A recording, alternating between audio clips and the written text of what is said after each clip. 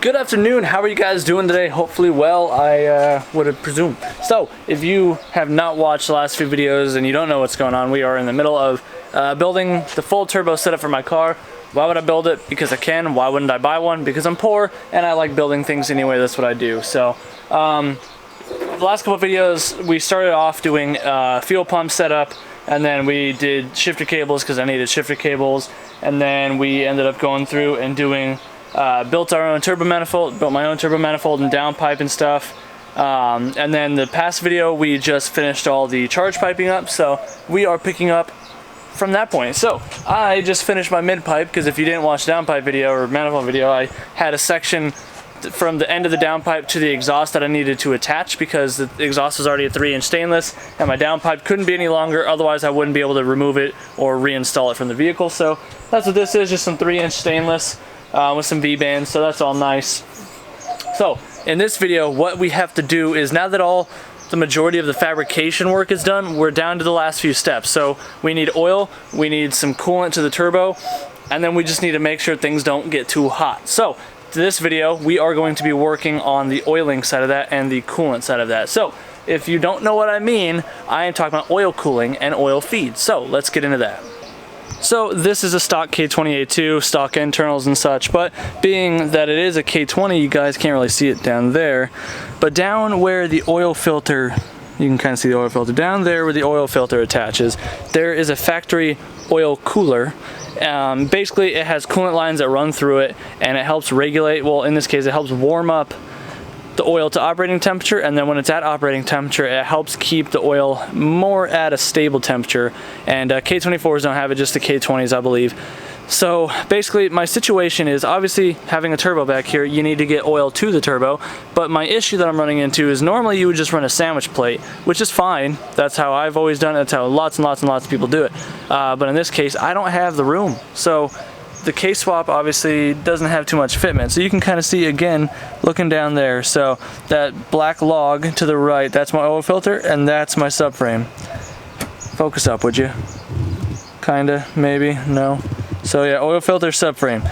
Now the issue is that I'm not going to be able to fit a sandwich plate down there because the sandwich plate is probably about that thick. I've got it up there on the toolbox. So that's not going to be the plausible solution. So in this case what I can do is I can delete the factory oil cooler, but I want to put an oil cooler on here still because I do live in Arizona and I do intend to track this car at least once with the turbo setup to see if it's even able to handle it, and I'm sure it will be. I'll do more, obviously you gotta like walk before you can run, so I'll take it to the track, see what needs to be modified to make the car run better, whether it's IATs, heat soaking, do a water meth injection, if it's coolant temps, obviously just bigger radiator or ducting or water wet or something. But obviously we need some oil cooling as well because again Arizona, it gets very hot and turbo only heats things up. So we are going to be in this video installing an oil cooler setup, and that's going to include a new sandwich plate that deletes the factory cooler, so then I will have enough room and then I can feed the turbo off of that. But primarily the point of this video is for the oil cooler, and let's open that up. Now there's lots of different oil coolers on the market you can go with, but ideally they are all pretty much the same thing. So it's some sort of mini radiator looking thing, and then you just need oil to run to and from it. So in this case I'm not balling, so I'm not going to go and spend $200 on a Mishimoto intercooler or oil cooler when you can go and buy an off-brand one and get the same general thing. So in this case I kind of pieced my own kit together, and I wish I knew how to open boxes here. Bear with me. So this one is made by G+, which I've ran their stuff on my Miata before. They make pretty good products. Yeah, you can find them on eBay.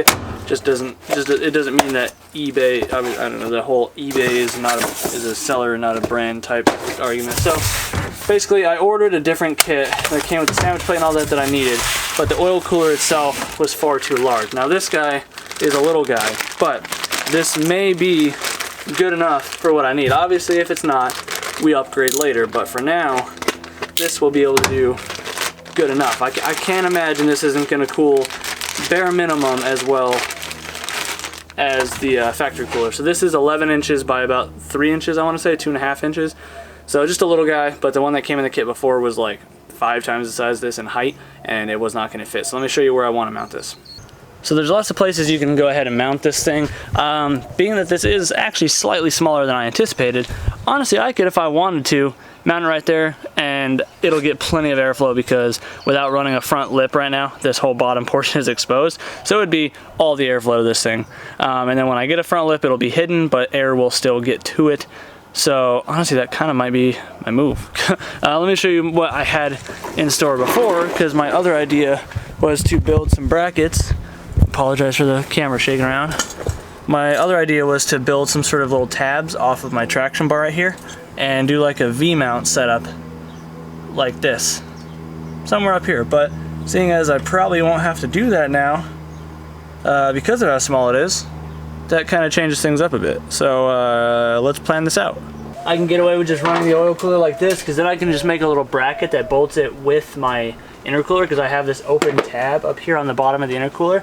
So that'll make for a really easy installation. I'm just waiting for a confirmation text to make sure, because I know you have to fill this beforehand, so it's just gonna be kind of a pain to fill this with oil. But as long as having the fittings down doesn't affect flow, which, I mean, the system's pressurized, so I feel like it won't, but I'm just waiting for my buddy to text me back to let me know just in case. But yep, I think that is gonna be placement for now, because then later on when I get the front lip,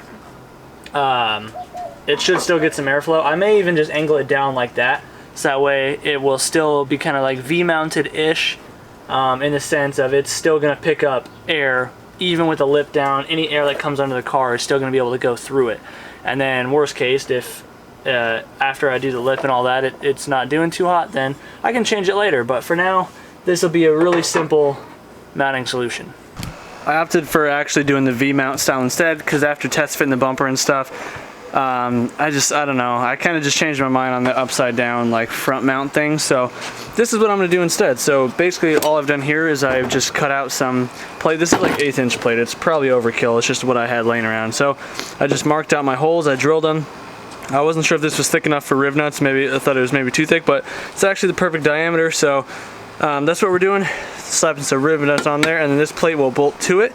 And then I'm gonna use a metal brake to bend this a little bit to give me the overhang. Obviously I'll test fit and mark it on the car and whatnot, but yeah, so this is my mounting plate here, and it's just gonna be a nice bolt-on style hole. Obviously this plate's gonna have to get welded to the traction bar, but nonetheless, bolt-on oil cooler mount.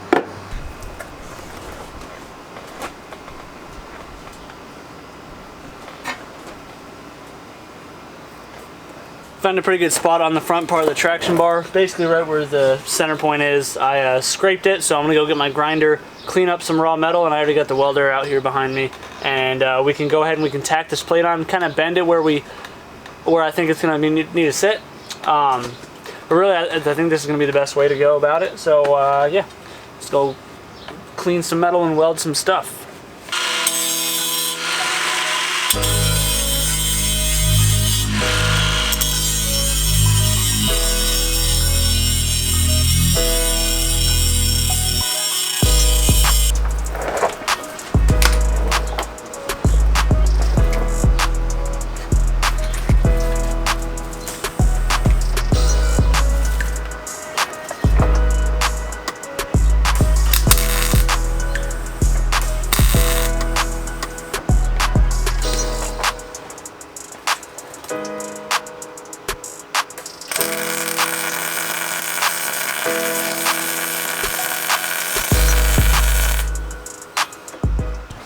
Alright, so I think that's definitely plenty solid. It's got 3 fat stitch welds right here along the plate.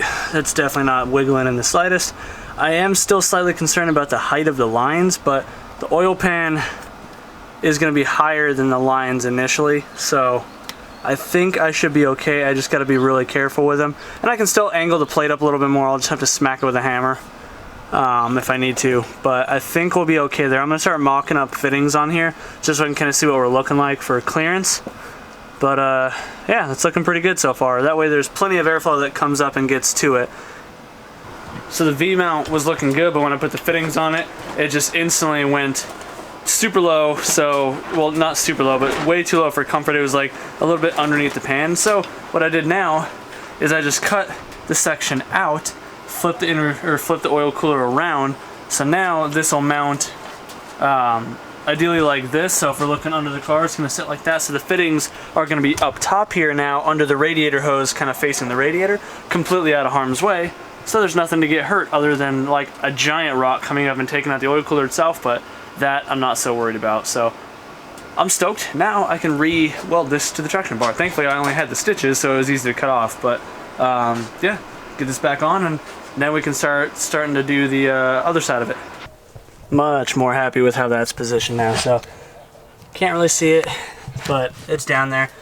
Fittings are entirely out of the way. I just gave the bottom part of the plate a quick coat of paint, so next time I have the traction bar off, I'll finish painting the rest of it, but I'm not too worried about it. This car hardly sees any rain, if ever. It's just dripping on it. So next up, let's move to the oil plate in the back. So I'm gonna pull the oil filter off and start trying to figure that situation out. So the factory oil cooler is held on with like, I don't know, a 23 millimeter nut, something like that. It goes on just like your normal sandwich plate or whatever, so same concept. And then I just got some water lines to it, so probably gonna make a mess here, but we'll try not to.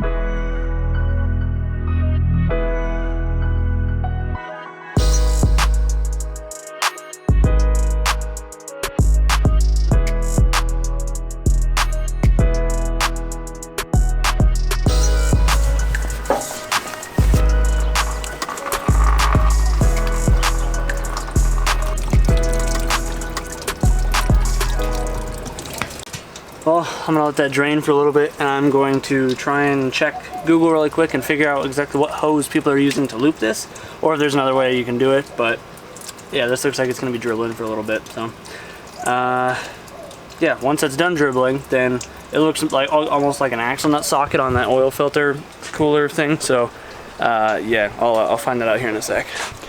Well, it appears it's a 30 mil, so I don't know why it's so big, but yeah, apparently it's a 30 mil.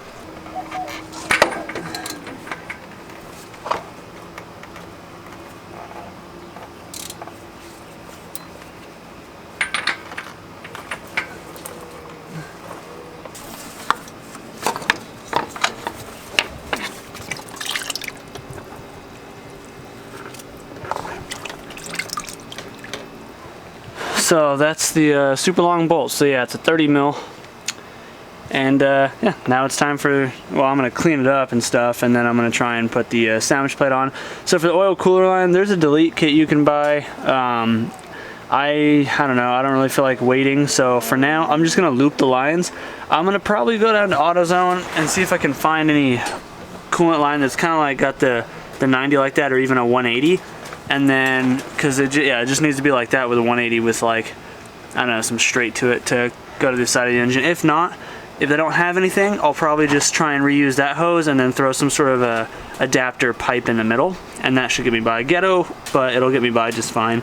But yeah, I mean, K20A2 is actually out of stock on the coolant delete pipe. The coolant delete thing, the only thing I was willing to buy from them, just because nobody else makes it, but they're out of stock, so no bueno. So if we got a MacGyver something, we got a MacGyver something. If not, we're just doing it. But yep, sandwich plate time.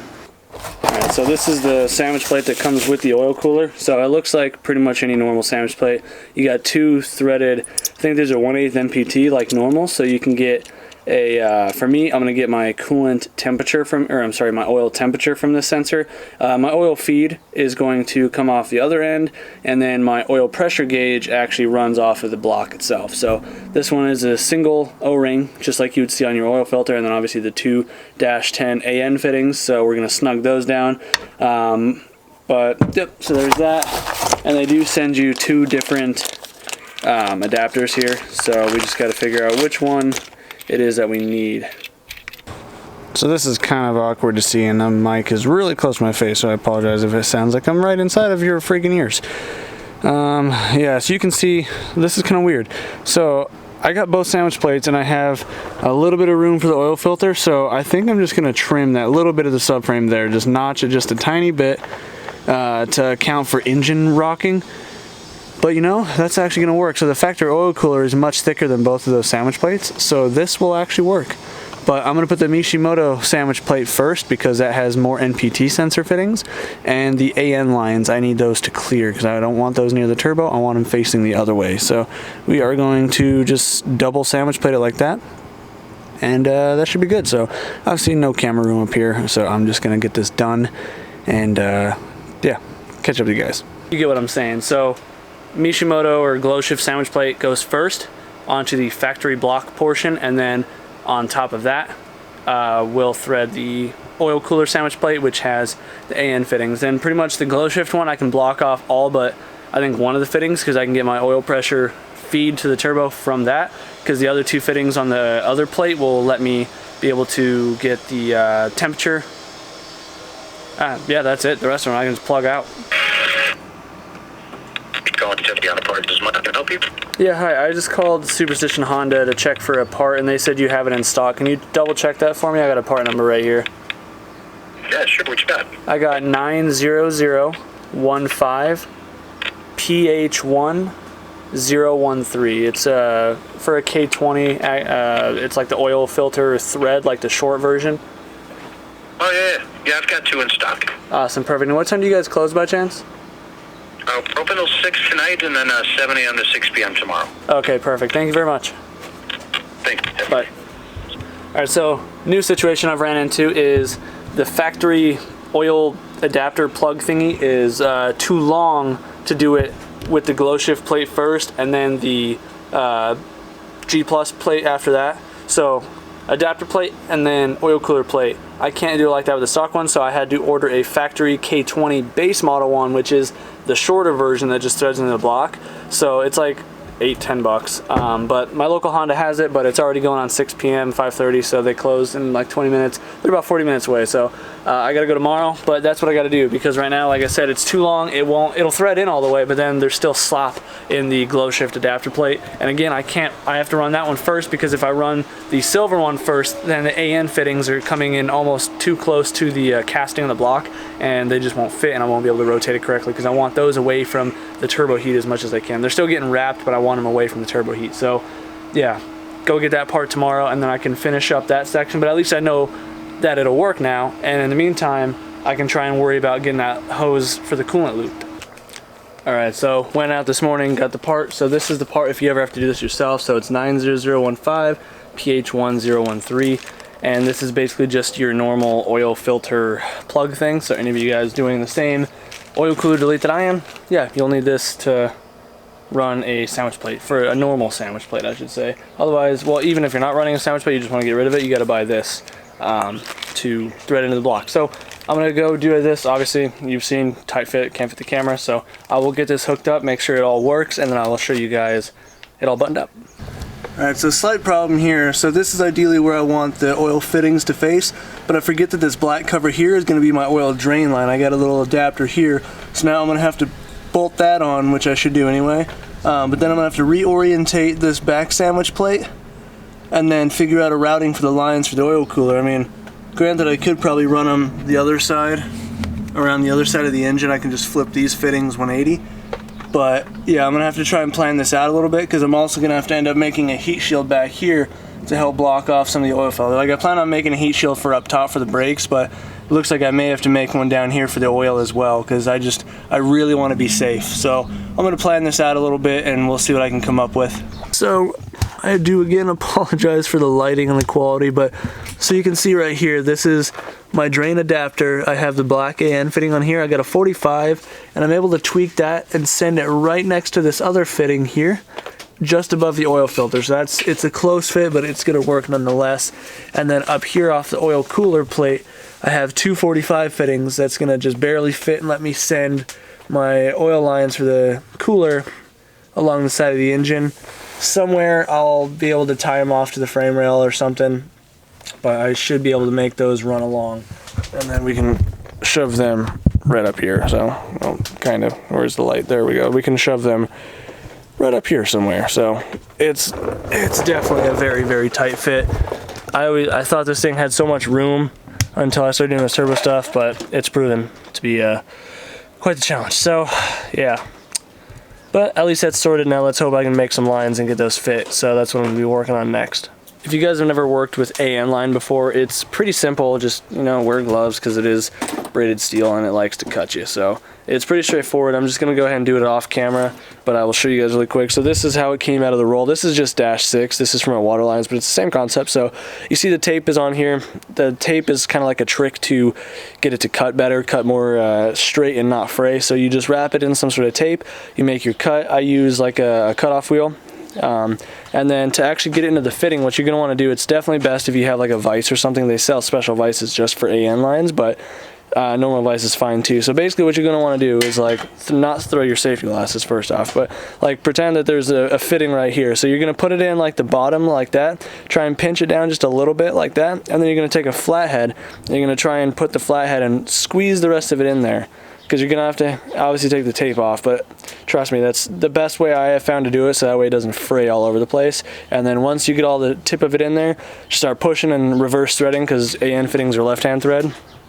And yeah, they're kind of a pain, but once you get the trick down, they're pretty simple. So I'm going to go ahead and do that, knock that out, and then Efren brought his brother's S2000 by, because we're going to just do some rubber seals on here really quick and the valve cover and such. But yeah, so trying to take in all the side work I can while trying to build this thing up. So yeah, we're almost done though. So yeah, let's get those oil lines built up. So it's been over a year since I've built one of these lines. So like I said, there's tools and a vise to do this. I just don't have them. I need to buy them though.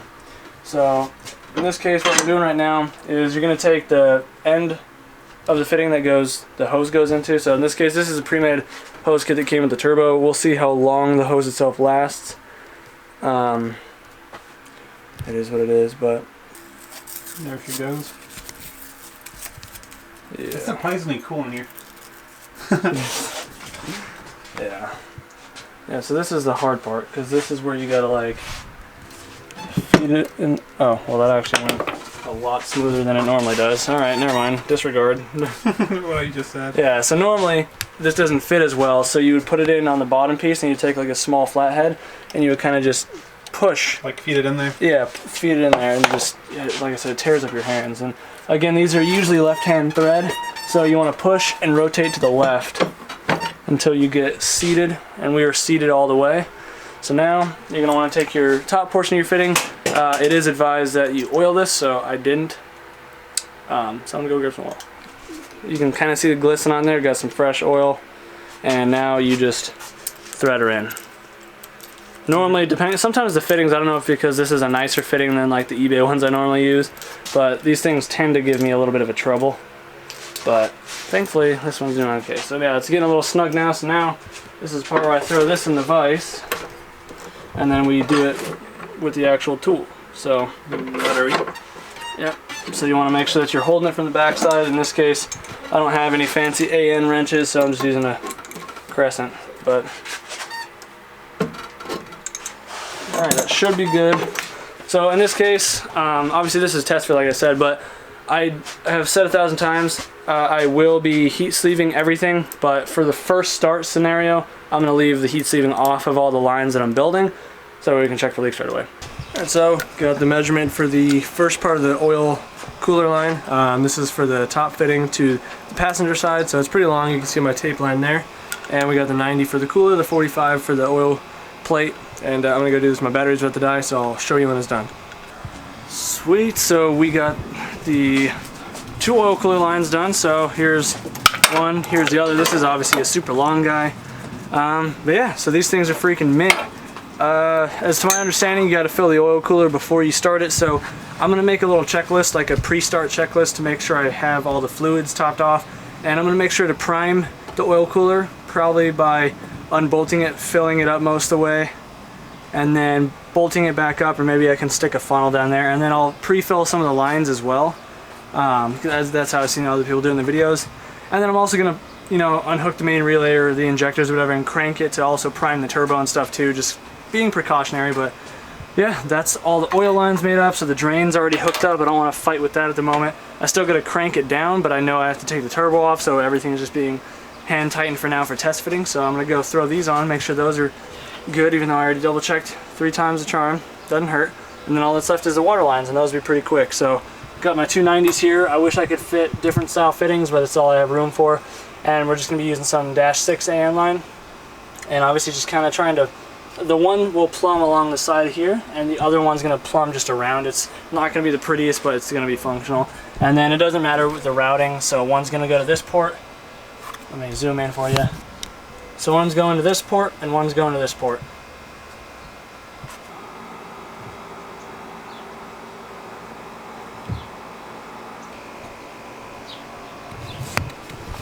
Alright, so the oil cooler is bolted back up. Pre-filled, kind of messy, still gotta snug the fittings down, but again, I'm gonna make a checklist and I'm gonna do that first, but yeah, you get the point. So now, moving on to the water lines, same exact thing I did before. So I got 2 bundles of this dash 6 AN line, and I'm just gonna measure. And then for the ends on here, where it terminates to just normal hose end, I do have the little AN hose end thingies with the little built-in worm clamp thing. So I got those on eBay, just a couple of bucks a piece. So yeah, that's it. Alright, so my solution for this water situation, I just went to AutoZone and found this U-shaped hose. I just trimmed off that little bit there. So it is a Continental hose. The part number is right there.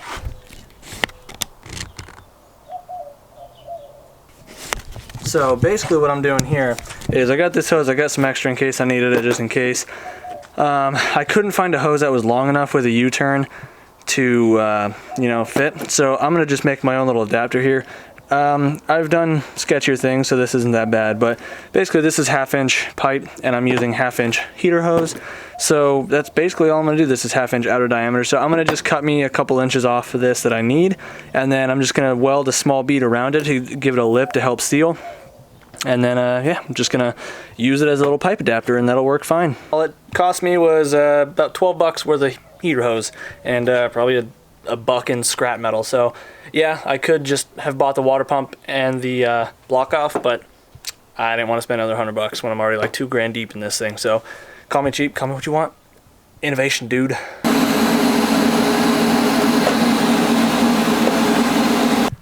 All right, so something kind of like that. Let's hope it works.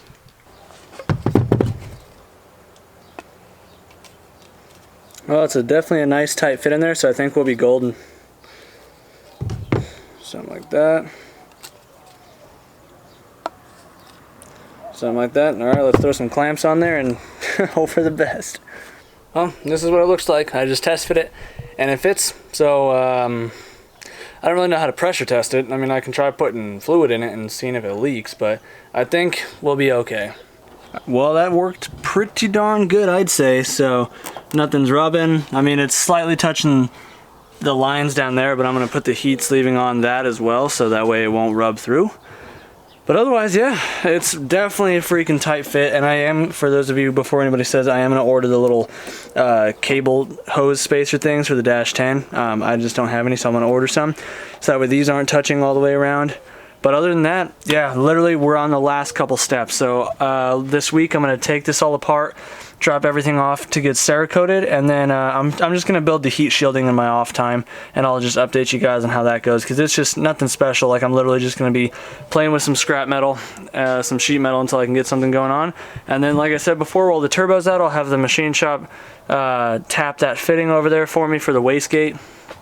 But other than that, it's injectors, and then Doge is coming tomorrow. We're going to do the alternator wire and the temperature gauge. So other than that, it's just the oil feed line, which I'm going to do this week while I'm at work. I'm going to go buy one. So that's going to pretty much wrap this thing up. We are this close to being ready to start it. So I just want to thank you guys for hanging out with me here on the channel today. Hopefully you guys enjoyed it. Maybe learned a thing or two for doing it yourself, or maybe you just thought it was cool. If you want to help support the channel though, like, the best way to do that is watching, liking, commenting through the whole video. If you want to go support it furthermore, you can buy merch and stuff in the Big Cartel. You can also sign up for my Patreon to get behind the scenes stuff. I don't really have anybody in there yet, which is why I haven't really been hardly active in there, but I need you guys' support to be able to do cool stuff like this. And anyways guys, yeah, let me know what you think of it, and if you're excited for the next video, to hopefully start this thing up in the next video, but we shall see. Anyways guys, do what you love, forget about the rest, keep building cool things, and just go out and just have some fun. Catch you in the next one. Peace out.